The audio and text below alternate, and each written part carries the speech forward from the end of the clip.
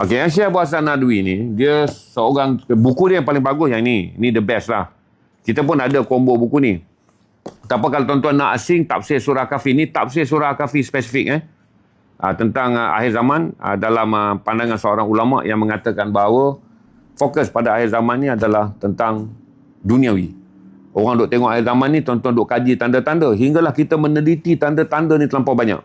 Sedangkan kita lupa tujuan akhir zaman. Akhir zaman adalah datangnya Dajjal, untuk memesongkan kita bukan dengan agama baru. Untuk memesongkan kita dengan bukan menduakan Allah. Untuk memesongkan kita dengan meninggalkan agama yang kita cintai kerana kebendaan. Senang. Bezanya Dajjal dengan yang lain-lain datang sebelum Dajjal. Kesesatan yang lain adalah kesesatan akidah. Tapi Dajjal datang senang. Dia tahu dah. Orang-orang ni akan beriman pada Allah. Yang lawa-lawa tepi jalan ni bukan tumpuan Dajjal. Dajjal nak mendapatkan Al-Kahfi ni RM25. Tafsir surah Al-Kahfi RM25. Daripada 28, saya potong RM3 jadi 25. Jadi bila saya duk tengok teori eskatologi, daripada dulu saya anti eskatologi ni. Sebab saya kata kenapa nak dirumit-rumitkan orang Islam dengan sibuk dengan tanda. Sedangkan hakikat akhir zaman adalah datangnya kecintaan kepada kebendaan. Maka tanda-tanda tu ada dalam diri kita semua. Tak payah tengok dekat luar dah. Sebab kita, macam saya cerita dekat tuan-tuan kan. Banyak kita terpaksa tolak ansur dengan kebendaan ni. Ada benda yang kita tahu riba. Tak beriba, tak beli rumah. Tak beriba, tak beli kereta. Diislamkan riba tu. Bin saja Islam, kita tahu bentinya tetap riba. Tuan-tuan pun faham. Bagaimana nak menghalalkan perkataan tu. Kita pun faham, kita bukan budak-budak. Okey, binnya Islamik, bentinya riba. Kita masukkanlah dalam perjanjian. Tapi kata Syekh Abu Hasan Nadwi, itulah tanda-tanda. Bahawa kita diikat oleh dunia kebendaan ni. Tapi bila kita baca surah Al-Kahfi pada hari Jumaat, maka kita minta perlindungan kerana kitalah orang itu. Orang-orang yang telah pun diikat oleh cinta dunia. Belum Dajjal datang pun. Sebahagian besar daripada pesan agama tentang riba yang Allah kata perangi kan. Orang yang dia perangi.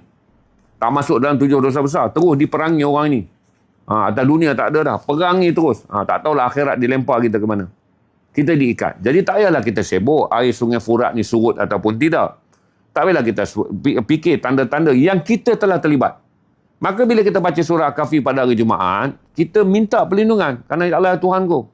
Sebelum datangnya Dajjal ni pun, aku telah menjadi orang yang telah diikat oleh kebendaan. Benda yang kau larang. Kerana tarikan kebendaan. Maka lindungilah aku. Jadi saya suka jual buku ni adalah untuk mengingatkan pada tuan-tuan, akhir zaman tu bukan tanda-tandanya. Akhir zaman tu adalah hakikatnya.